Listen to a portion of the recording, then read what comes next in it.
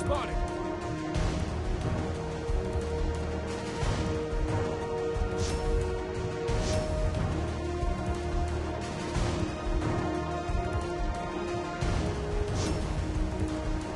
Enemy team captured the area.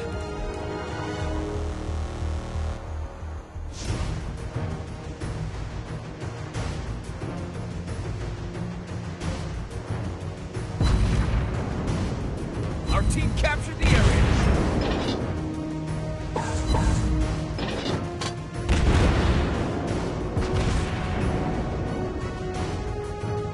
Enemy team captured the area. We hit the enemy.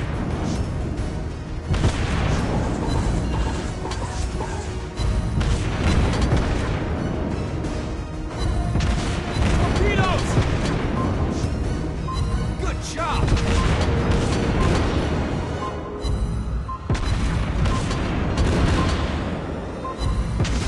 Target hit! Enemy ship destroyed.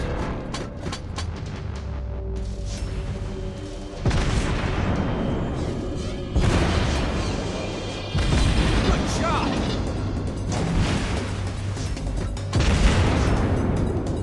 Nice shot!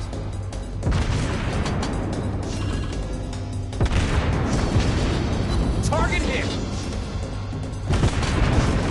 We destroyed an enemy ship.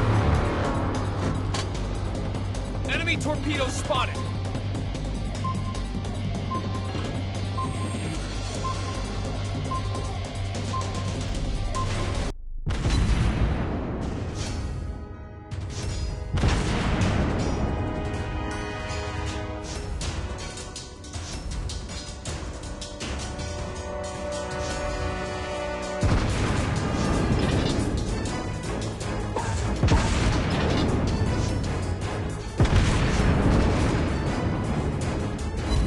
We hit the enemy!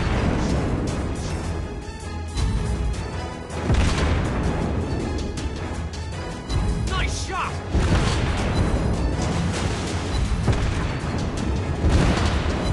We hit the enemy!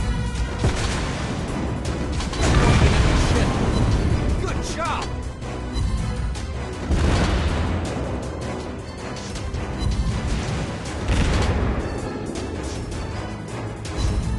Our team captured the area.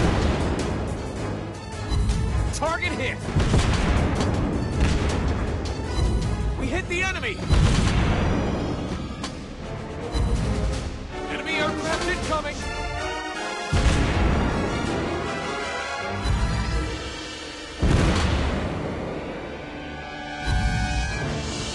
Hey everyone, it's DFA, welcome back to the channel. Today we're taking a look at the brand new Tier 9 and 10 Soviet destroyers Udaloi and Grozovoi. And for once, the Tier 9 is going to completely obliterate the Tier 10, just like we obliterated that Hakuryu. Let's take a look at them. So we're going to take a look at the stats of Udaloi. We will also talk a little bit about Grozovoi, because Udaloi is clearly the better one of the two ships. Yeah, you heard that correctly, the Tier 9 absolutely is better than the Tier 10. Immediately we noticed that Udaloi is very Russian. It's quite a big target with a good top speed, but unfortunately a very poor maneuverability. So you really have to be careful with that thing. You will not be dodging too many torpedoes, especially CV torpedoes. Watch out, stay with your team at the beginning of the game. Grozovoi is a little bit smaller than Udaloi. It does share the same characteristics, a good top speed, a little bit less actually, a little bit less concealment actually, more surface detection than Udaloi, but it gets an extra smoke indeed. Is that enough to compensate? No, we will see why a bit later on. The guns, they both get 130mm guns. Grozovoi gets a little bit more DPM than Udaloi, but the guns are very, very good indeed. With a decent fire chance, 3.2 fires per minute, that's actually on the top end of the Tier 9 and the Tier 10 destroyers. Grozovoi gets a little bit more, but those destroyers have very good gun and you should be using them all the time, every time it is possible actually. Let's take a look at the torpedoes. Another difference between the two ships. Udaloi gets 10 torpedoes just like Grozovoi, but it also has 3 torpedo tubes, 3 × 5 Grozovoi only gets 2. That's going to give you a major damage boost when needed with Udaloi. Grozovoi does not get that luxury, and you will see, I've actually experienced it. It's very complicated to be doing as well with Grozovoi as you are with Udaloi. Actually, Udaloi performs better in tier 10 matches than Grozovoi. That's my experience with the ship. Another difference between the two ships is the AA. Grozovoi gets a little bit better AA than Udaloi, but you are in any case not going to be shooting down too many planes. And when there is a CV on the enemy team, you have to be careful because of your lack of maneuverability.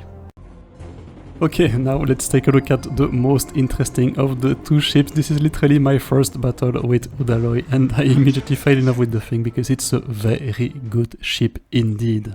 We do have a CV on the enemy team, and if I remember correctly, we also have a Venezia, so that's something that you absolutely have to watch out for because of our poor maneuverability. We won't be dodging too many shells. There you go, midway, 3 battleships and a Venezia. We have to be careful with these. Sorry, my mistake, there are actually 4 battleships on the enemy team, so pretty good matchmaking for a destroyer that is actually quite capable of setting things on fire. And hopefully we will get some of these battleships to go to sea, where we will be able to abuse the terrain to send torpedoes their way. Immediately we notice the Shimakaze were detected, so we can engage freely with our guns. But yeah, you really have to be careful with these ships because they're not maneuverable, and you can pretty much guess that the Shimakaze first salvo from the battleships, and you really need to anticipate and watch out for torpedoes because those things move like a brick. And there you go, whoa, are we going to be able to dodge this one? Yes, barely. So really be careful with those destroyers, anticipate enemy torpedoes as much as you can because you are really not good at dodging them. And the same goes for enemy shells, as you've seen, so immediately I'm going to pop some smoke there, and I will be using my guns against that Republic. Can we set him on fire and maybe flood him, because he does not seem to be changing trajectory, so we can put a couple of torpedoes into it, no problem. We're going to aim these ones wide, and hopefully he will not have changed trajectory too much. The Shimakaze is remaining behind the island, and I will leave him to deal with the Smolensk on the other side. Good luck, my friend, and yep. Exit the smoke screen, because yeah, you do not want to be caught with your pants on your knees with that thing. There you go, Izumo. Maybe we can set him on fire, hopefully with a little bit of luck. But no luck this time, and we will keep punching the Shimakaze instead. So there we go, I'm going to go to another position. The Shimakaze is launching tops toward the island, and there you go again, the maneuverability of that thing. You really have to be careful and watch out where you're going because it's really complicated to steer. But I am now in an ideal position because I'm right behind C and B, and I can actually influence the battle on both sides of the battlefield. It's a high risk, high reward position. I absolutely love to take it because, as you can see, those battleships are running away from a very dangerous situation. They are absolutely not able to hit me back, and I can put a couple of torpedoes and guns into them without any problem. That Republic is getting a little bit too close, but he has just been flooded by the other destroyer of my team. That's very good news, because if we manage to get our torpedoes a little bit too late, we would have been able to drop 15 torpedoes. It's twin path. Too bad. We're going to be using the torpedoes from our left flank, and hopefully we will be able to flood him again, and why not maybe sink it. Yeah, but you don't count too much on that because your salvo damage with the 10 torpedoes, it's not that high, actually a little bit above 30,000 damage, so rushing battleships is a very dangerous idea with those two things, but you can certainly set them on fire and flood them, just what we're going to do with that Grosser Kurfürst. Boom, there you go, one fire. But he's running away, unfortunately, and now we are left with a decision. There is a battleship running away from B, there the Grosser Kurfürst, there is the CV, but it's being chased by my two battleships, and actually the enemy battleships are rushing C. That is where we are going to go. And again, we are in ideal positions because they are absolutely not looking at me for the moment. They are way too busy fighting the Yamato, and we have a field day. And that's how you want to be playing those things basically. There you go, a little repellent for that Shimakaze. We're going to send him back to the other side of that island unless you want to get torped, my buddy. There you go.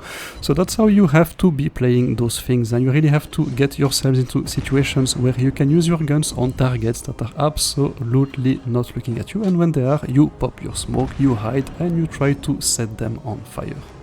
So we inserted ourselves into their fight with the Yamato, but the Yamato is gone, so they are going to be turning their attention towards me. Unfortunately, notice that I am keeping the CV lit. It's still spotted for my two battleships to be punching holes in its face, and that's an ideal target for me. That Izumo absolutely fantastic, but attracting a little bit too much attention, popping smoke, and hopefully we can set him on fire and finish him with our guns.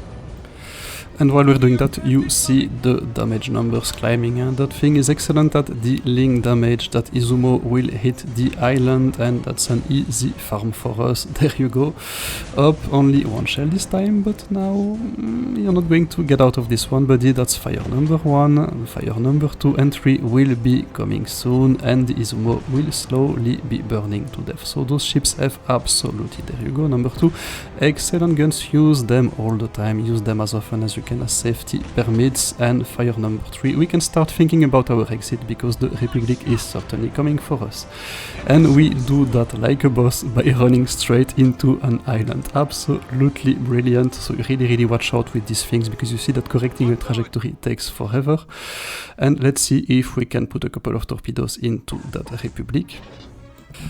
And yes, here we do have a couple of options. I'm not going to pick the right one, unfortunately. It was my first battle with the ship, so I was still learning quite a number of things. But here, for example, I could have rushed the Republic, used the launchers on the right part of the boat, or I could have exited immediately and run away, because remember, you are a pretty big target. There you go, 100,000, big caliber, finally. So you and I get taken out by that Republic. So I should have run away.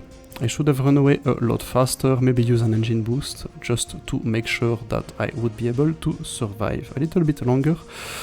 And why not, once that Republic has fired, you turn around and you use the torpedo tubes on the other side of the ship, for example. You have plenty of options to be dealing damage. And that is what I absolutely loved with Udaloi and did not find and did not enjoy with Grozovoi. I was doing a lot less good with Grozo than with Udaloi, even in tier 10 matches. Now this is a tier 10 matchmaking, and you see that we've been able to deal quite a lot of damage with that thing and actually be quite influential within during the battle. Uda is a much better platform than Grozo. There is absolutely no discussion on that. Yes, it does have one less smoke, it is a little bit bigger, but it does have a better concealment, and also you do get the possibility of shooting your 15 torpedoes, and that is a major boost, really. So yeah, there you go. We're going to take a look at the damage. 43,000 damage with the guns, more with the guns than with torpedoes, 13,000 fire damage. Absolutely brilliant ship. I highly recommend that thing. And so here's what you should be doing, or here's what I would be doing if I was you. If you already have Ognevoy, then just grind Udaloi and stop there. Really, because do not unlock Grozovoi, you are going to be frustrated. Instead, you can be using your Udaloi in tier 10 matches with absolutely no problem, and I can assure you will have a very good time, because Udaloi is an absolutely excellent ship. And so yes, for once the tier 9 is better than the tier 10, that's why I have called that video bittersweet, because yeah, I was expecting a lot from Grozovoi and I was disappointed, but on the other hand I've discovered something absolutely amazing called Udaloi, and I will probably keep enjoying it for some time. Until they nerf it, let's see. In any case, I hope you've enjoyed the guide, stay safe, take care, that was DeathFromAbove signing out. Bye bye.